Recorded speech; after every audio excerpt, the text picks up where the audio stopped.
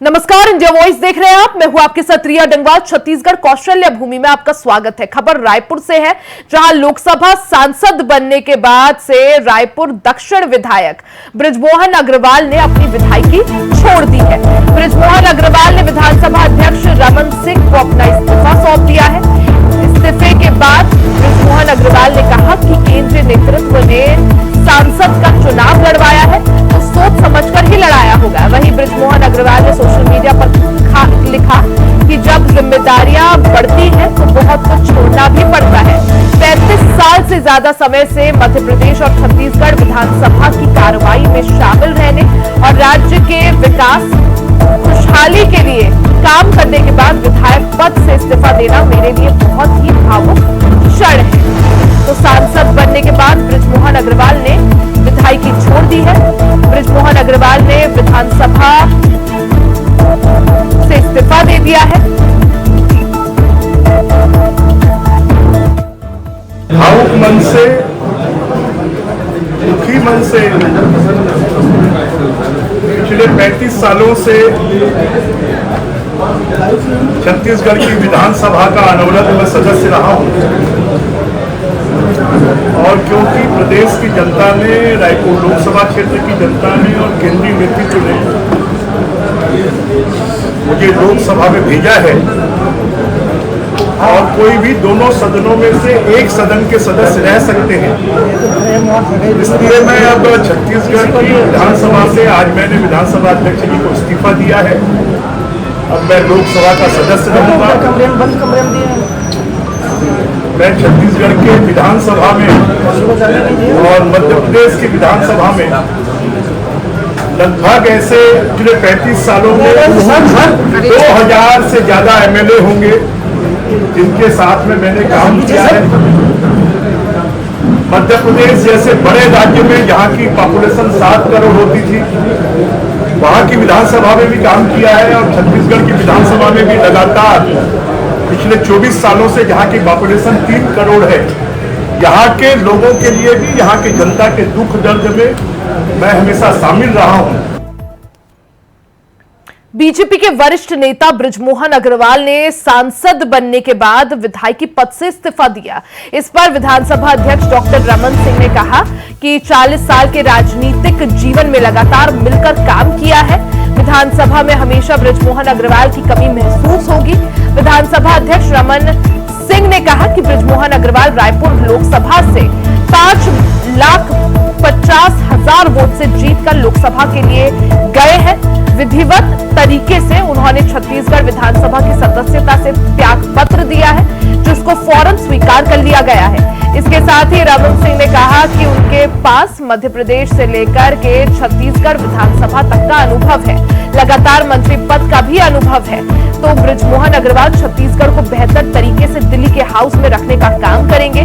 जानकारी के अनुसार बृजमोहन अग्रवाल को कांग्रेस ने प्रवेश के ऑफर दिए हैं, जिस पर विधानसभा अध्यक्ष का कहना है कि जिस प्रकार के बयानबाजी आ रही है, मुझे लगता है कि उनके बयान में संतुलन नहीं है। बृजमोहन जी हमारे वरिष्ठ साथी और 35 साल के विधानसभा का मध्य प्रदेश से लेकर छत्तीसगढ़ तक का अनुभव, लगातार मंत्री पद का अनुभव और उसके साथ ही साथ उच्च सदन के लिए चुनाव इनका हुआ 5,50,000 वोट से जीत के वो दिल्ली के लिए लोकसभा के लिए जीत गए हैं। तो आज विधिवत तरीके से बृजमोहन जी ने अपने छत्तीसगढ़ विधानसभा की सदस्यता से त्यागपत्र दिया है और उसको तुरंत स्वीकृत कर लिया। बालौदा बाजार में हुई घटना की जांच के बाद अब जिले में 20 जून तक के लिए धारा 144 बढ़ा दी गई है। आपको बता दें कि इससे पहले 10 जून से 16 जून तक धारा 144 लगाई गई थी। दरअसल कांग्रेस इस घटना के विरोध में आज प्रदेश भर में प्रदर्शन करेगी। इससे पहले धारा 144 की तारीख बढ़ाकर राज्य शासन ने बलौदा बाजार में इस प्रदर्शन पर रोक लगा दी गई थी। अब कांग्रेस बलौदा बाजार छोड़कर प्रदेश के सभी जिलों में प्रदर्शन करेगी। दूसरी ओर इसे लेकर राजनीतिक बयानबाजी और जांच का सिलसिला भी शुरू हो गया है। बीजेपी की जांच समिति ने प्रभावित क्षेत्र का दौरा किया और कहा कि हिंसा भड़काने के लिए साजिश रची गई थी।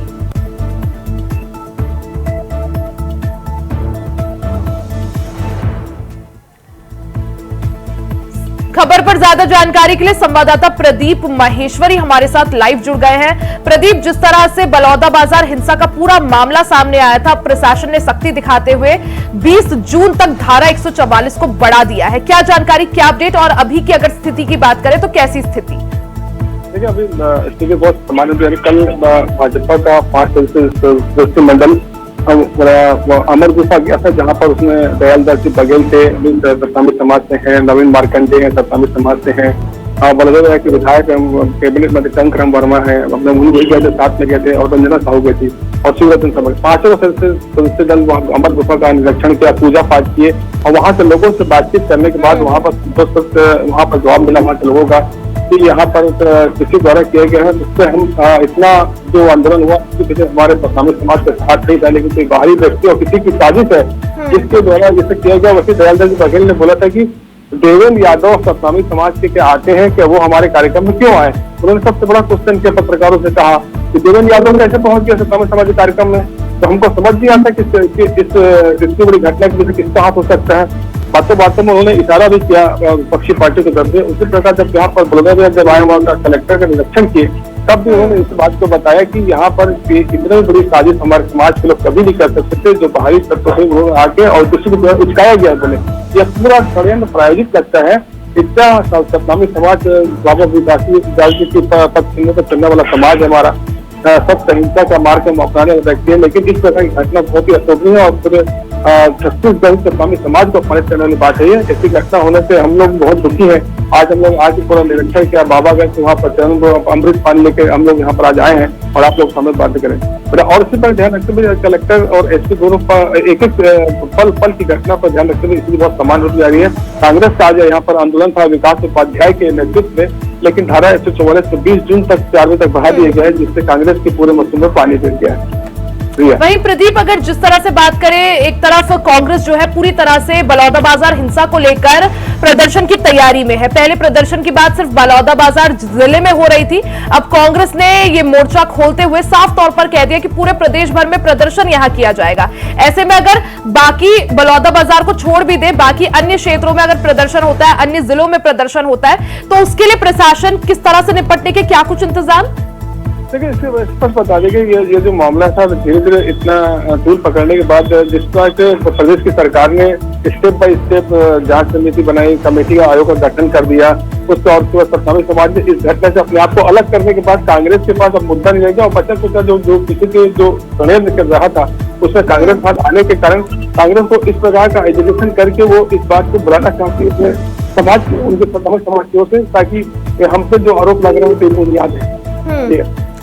प्रदीप, वहीं दूसरी तरफ जिस तरह से लगातार अब ये मामला तूल पकड़ते जा रहा है, चंद्रशेखर आजाद की भी इस मामले में एंट्री होती है यूपी से, और वो साफ तौर पर कहते हैं कि जिस तरह से पुलिस जो है, जिस तरह से पुलिस प्रशासन जो कार्रवाई लोगों पर कर रहा है वो जो है वो ठीक नहीं है, गलत तरीके से यहाँ पर कार्रवाई हो रही है, जो बेगुनाह है उनको भी सजा दी जा रही है। प्रदीप, देखिए, जिस पर कार्रवाई की गई है उनकी फाइल बनाई जा रही है, उनके फुटेज रखे जा रहे हैं। कल वो प्रभारी मंत्री दयालदास जी बघेल के आए थे, नवीन मार्कंडे आए थे, समाज के थे, उन्होंने पूरी फाइल को देखा, जिन पे 132 लोग की गिरफ्तारी की गई है, उनके पूरे रिकॉर्ड थे।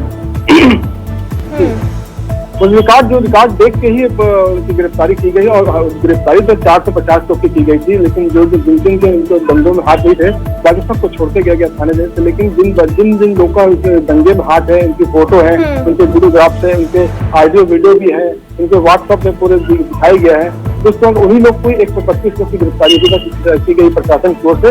और भी कुछ लोग चिन्हित हैं जिनकी खोजबीन की जा रही है, लेकिन समय आएगा तो उन्हीं लोग को भी गिरफ्तारी होगी। लेकिन निर्दोष यहाँ पर प्रशासन कोई प्रकार की ऐसी गिरफ्तारी अभी तक नहीं किया है, जब क्योंकि हम लोग कल मीटिंग में बैठे थे और कल भाजपा का जो 5 सदस्य दल आया था उसमें उन्होंने पूरी जानकारी ली। उन्होंने मंत्री जी ने कहा था कि भी निर्दोष की गिरफ्तारी नहीं होना चाहिए, जिनके फुटेज दिख रहे हैं, जिनके व्हाट्सएप नंबर दिख रहे हैं, जिनको जिस तरह के वीडियो दिख रहे हैं, तो उनको ही गिरफ्तार किया जाए और उसके पीछे बैकग्राउंड को चेक किया जाए कि ये व्यक्ति क्या सही विचारधारा के है कि नहीं, विचारधारा के लोग निर्दोष उनकी गिरफ्तारी की गई है। तो प्रशासन ने कहा कि बिल्कुल किसी प्रकार की गलत गिरफ्तारी तभी दिन होगी। हमने 400 लोग को हिरासत में लिया था। हिरासत में लेने के बाद सब पूछताछ करने के बाद अभी 132 लोग पर ही कार्रवाई की गई है।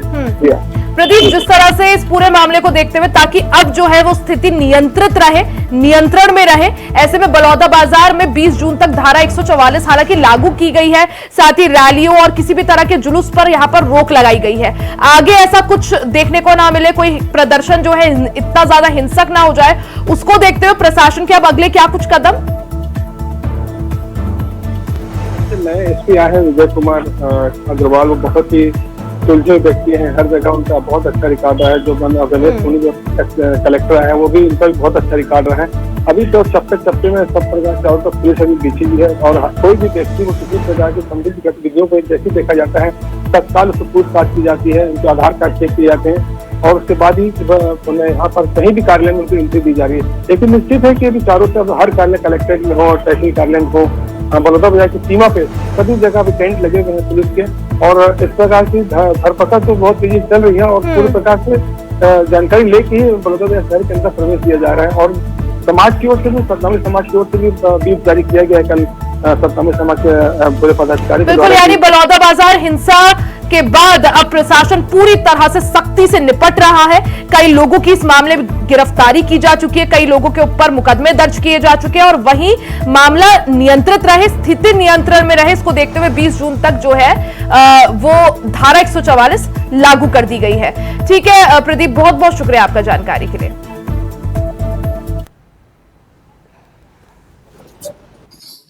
अमर गुफा में भी पहुंचे हैं और यहाँ आकर के दो जय स्तंभ नया गढ़ा है जो कटा हुआ था, वहाँ पे आकर के दोनों जय स्तंभ को नया गढ़ाए हैं और गढ़ाने के लिए बताए पुजारी जी बाल दास गुरु के परिवार वाले लोग आकर के जैत खम्भ को गढ़ा के कितना तारीख बताया? 20 तारीख को बता रहे और पुजारी जो है वर्तमान पुजारी उससे हम लोग चर्चा किए हैं डिटेल। और जो यहाँ का पुजारी था जिनके द्वारा थाना में FIR दर्ज करा गया वो पुजारी नहीं आ रहा है। खबर कोरबा से है, जहां जिले की लाइफलाइन कही जाने वाली हसदेव नदी में 80 लाख टन राख घुलने लगी है। इस नदी को कोरबा जिले की जीवन दायिनी या हसदेव मैया भी कहा जाता है, लेकिन इस नदी में फैलते भयानक प्रदूषण ने नदी को पूरी तरह प्रदूषित कर दिया है। आलम यह है कि इसमें नहाने धोने वालों को चर्म रोग और सांस फूलने जैसे तमाम बीमारियां हो रही हैं। वहीं इस नदी पर अतिक्रमण का ये आलम है कि ये धीरे धीरे सिकुड़ती जा रही है। अब तो ये आलम है कि रखड़ बांध के लिए जमीन ना होने के कारण राख को बांधों से निकालकर नदी के मुहाने पर डंप कर दिया गया है। इसकी तादाद 80 लाख टन से भी ज्यादा है।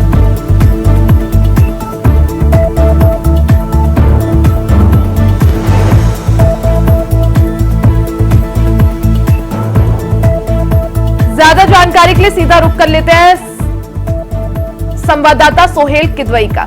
सोहेल, जिस तरह से पूरा मामला है कोरबा से, जहां कोरबा जिले की लाइफलाइन कही जाने वाली हसदेव नदी में 80 लाख टन राख जो है घुलती जा रही है, क्या कुछ है पूरा मामला? रिया, आपको बता दूं कि ये जो कोरबा की लाइफलाइन कही जाती है हसदेव नदी, इसमें ये मामला सामने आया है अभी फिलहाल लोकसभा चुनाव के बाद, जब ये देखा गया कि जो नदी है कुदुरमाल इलाका है एक, यहाँ से कोरबा मुख्यालय से करीब 20 किलोमीटर दूर पे कुदुरमाल इलाका है। यहाँ की 11 एकड़ की जमीन पर 80 लाख टन राख जो है, उससे भी अधिक है, लेकिन जो हमें सरकारी आंकड़ा मिला है 80 लाख टन राख वहाँ नदी के मुहाने में डाल दी गई है। इसके एक्चुअली में ये इतना संवेदनशील मामला है रिया, इतना संवेदनशील मामला है कि जब हमने प्रदूषण अधिकारी से इस बारे में इंडिया वाइस में बात करना चाहा तो उन्होंने हाथ खड़े कर दिए, बोले सॉरी इस मामले में कुछ नहीं कह सकता और उठ के चले गए। स्थिति इतनी भयानक है ये कि यहाँ पर अब अधिकारी और मंत्रियों ने इसी बात पे वोट भी मांगा कि हम हसदेव नदी को प्रदूषण मुक्त करा देंगे, लेकिन जब ये स्थिति सामने आई तो अब इनको किनारा नहीं मिल रहा है, जवाब देके नहीं बन रहा है। सवाल ये उठता है कि अगर निजी जमीन भी यहाँ पे है तो भी गाइडलाइन के अनुसार यहाँ पर आप राख डंप नहीं कर सकते, नंबर 1। नंबर 2, किसी विभाग को, मंत्रालय को भी अनुमति नहीं है कि नदी में राख बहाने का कोई अनुमति दे दे, इसकी भी अनुमति नहीं है। तो सवाल ये उठता है कि आखिर अनुमति दी किसने, और अगर दी तो किस आधार पे दी, और क्या इतनी तादाद में डाली जा रही जो राख थी, क्या इसको प्रशासन को संज्ञान में नहीं था? ये बहुत बड़ा स्कैम है, मतलब करोड़ों का घोटाला, बल्कि अरबों का घोटाला भी कहेंगे तो कोई गलत नहीं होगा। ये किसकी अनुमति से डलवाई गई, यही एक सवाल है। रिया, सोहेल, क्या माना जाए, जिस तरह से आपने बताया कि अधिकारियों से जब बात करने की कोशिश की गई तो उन्होंने ताल मटोल कर दी, मामला टाल दिया, अब आगे क्या इस मामले में कुछ एक्शन अधिकारियों की तरफ से लेने की बात सामने आई है? हमने फोन पे बात किया था रिया जिला प्रदूषण अधिकारी से। उन्होंने कहा कि हम निरीक्षण के लिए टीम बना रहे हैं, निरीक्षण के लिए हम जाएंगे, लेकिन अभी जब मैं आपसे बात कर रहा हूँ तब तक ना तो कोई निरीक्षण की टीम पहुंची है। स्वाभाविक है कि ये बहुत बड़े स्तर पर और ऊपर से, मतलब इसमें बड़े बड़े लोग शामिल हैं जिस स्तर पे ये काम किया गया। एक्चुअली में रिया, राखड़ बांधों के लिए जमीन है नहीं, और प्रतिदिन जो 15 लाख टन राख निकलती, उसको डाला कहाँ जाए, दिक्कत ये है। तो अब स्थिति ये हो गई कि राखड़ बांध से निकाल के राखों को इधर उधर पे डंप कर रहे हैं। अगर कोरबा को राखड़ डैम कहा जाए तो ये कोई अतिशयोक्ति नहीं होगी। चारों तरफ राख ही राख, घरों में राख, सड़क में राख, और यहाँ वहाँ जहाँ मर्जी हो रही है ये राख डाल दे रहे हैं। काफी चिंताजनक तस्वीरें कोरबा से, जहां हसदेव नदी में राख यानी 80 लाख टन राख डंप करने की खबर सामने आई है। हालांकि अब इसमें किस तरह से अधिकारी जो है क्या कुछ कदम उठाते हैं, क्या कुछ एक्शन यहां पर लिया जाता है, उसके लिए सभी को इंतजार और उस पर सभी की निगाहें। सोहेल, आपका बहुत बहुत शुक्रिया जानकारी के लिए। वहीं पंखजूर पहुंचे सांसद भोजराज नाग का कार्यकर्ताओं ने जोशील स्वागत किया, लेकिन जिस प्रकार से बैनर पोस्टर से शहर को सजाया गया उस पर बात बिगड़ गई। दरअसल बैनर में सिर्फ 3 या 4 लोगों का फोटो होने से बाकी कार्यकर्ताओं में नाराजगी देखने को मिल रही है। बैनर पोस्टर से मंडल अध्यक्ष, नगर पंचायत अध्यक्ष और युवा मोर्चा अध्यक्ष जैसे तमाम पदाधिकारियों का फोटो गायब मिला। बैनर पोस्टर से फोटो गायब होने से भड़के मंडल अध्यक्ष, सांसद के और उनके समर्थकों द्वारा जो बाकी कार्यकर्ताओं को दरकिनार किया गया, जिसको लेकर गुटबाजी भी अब देखने को मिली है, जिससे बाकी कार्यकर्ता निराश हैं।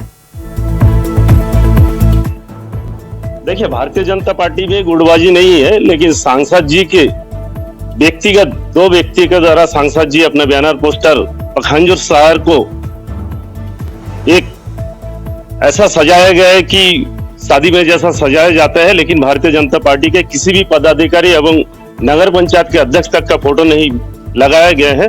जब 2014 में भोजराज जी जब विधायक बने थे तब भी बंग समाज द्वारा स्वागत के लिए गए थे, तब भी उनको दरकिनार करके स्वागत में कार्यक्रम में नहीं रुके। जब सांसद जी भोजराज नाग जी पद में आ रहे हैं, वैसा भारतीय जनता पार्टी के कार्यकर्ता को दरकिनार कर रहे हैं। इससे कहीं ना कहीं भारतीय जनता पार्टी बहुत आहत है। हाँ, हमने सांसद जी से सवेरे मिलने गए थे, भारतीय जनता पार्टी के कार्यकर्ता सभी मिलने गए थे, तो उन्होंने समय नहीं दिया कि बाद में नेक्स्ट टाइम आके मिलेंगे। खबर दुर्ग से है, जहां भिलाई 3 थाने का बीती देर रात एक विशेष समुदाय के लोगों ने घेराव कर दिया। हंगामा करने लगे उन लोगों ने थाना प्रभारी पीडी चंद्रा को बताया कि एक युवक ने सोशल मीडिया में उनके धर्म को लेकर आपत्तिजनक पोस्ट किया है।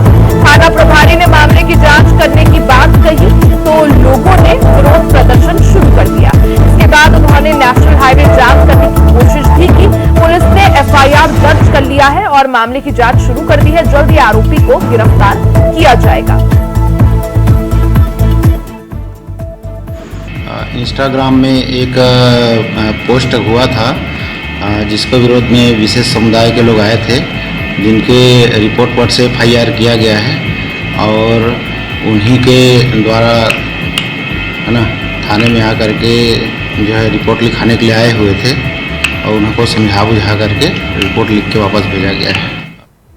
ज्यादा जानकारी के लिए सीधा रुख करेंगे दुर्ग से संवाददाता श्रीकांत दास का। श्रीकांत, क्या कुछ ये पूरा मामला है?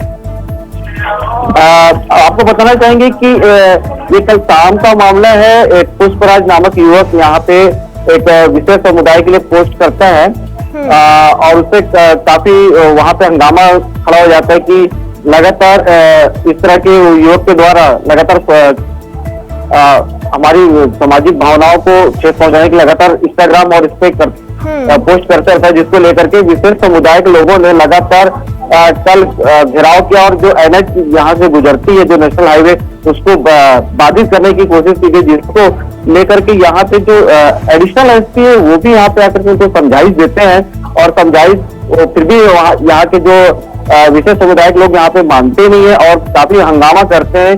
उनका साफ तौर पे कहना होता है कि युवक यहाँ पे थाने पे आके जा चुका है और कहीं ना कहीं पुलिस प्रशासन उस युवक को बचाने की कोशिश कर रही है। आपको बताना चाहेंगे कि पुष्पराज नामक युवक जो है वो एक इंस्टाग्राम पोस्ट चलाता है, जिससे वो पोस्ट करते रहता है लगातार, ऐसा कहना था विशेष समुदाय का। जी, यानी बिल्कुल इस मामले को लेकर अब पुलिस आगे क्या कुछ कदम उठाती है उस पर सभी की निगाहें। श्रीकांत, आपका बहुत बहुत शुक्रिया जानकारी के लिए। वहीं कांकेर में केंद्रीय राज्य मंत्री तोखन साहू कृषि विज्ञान केंद्र में आयोजित कार्यक्रम में शामिल हुए। कांकेर में केंद्रीय आवासन और शहरी कार्य राज्य मंत्री तोखन साहू अपने प्रवास के दौरान कांकेर जिले में आयोजित कार्यक्रम में शामिल होंगे। निर्धारित कार्यक्रम के अनुसार केंद्रीय राज्य मंत्री साहू कृषि विज्ञान केंद्र में आयोजित प्रधानमंत्री किसान सम्मान निधि योजना के अंतर्गत 17वीं किश्त के राशि अंतरण कार्यक्रम में शामिल होंगे।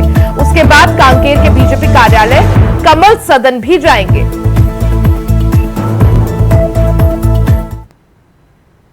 वहीं कांकेर में एक सड़क हादसा हो गया, जहां अज्ञात वाहन ने बाइक सवार को टक्कर मार दी, जिससे एक युवक गंभीर रूप से घायल हो गया।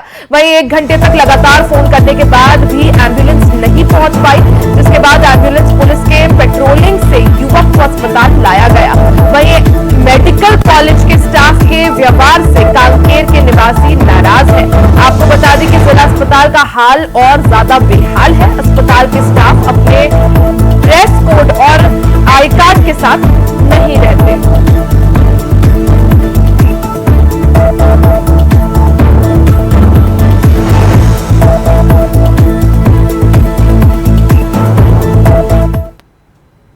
खबर महासमुंद से है, जहां जिले में एक दर्दनाक घटना सामने आई है। 2 सगे भाइयों ने ट्रेन से कटकर आत्महत्या कर ली।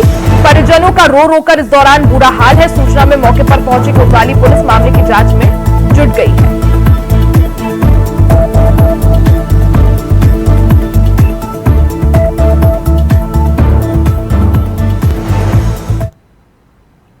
छत्तीसगढ़ की खबरों में फिलहाल के लिए सिर्फ इतना ही। खबरों का सिलसिला जारी रहेगा, बने रहे हमारे साथ।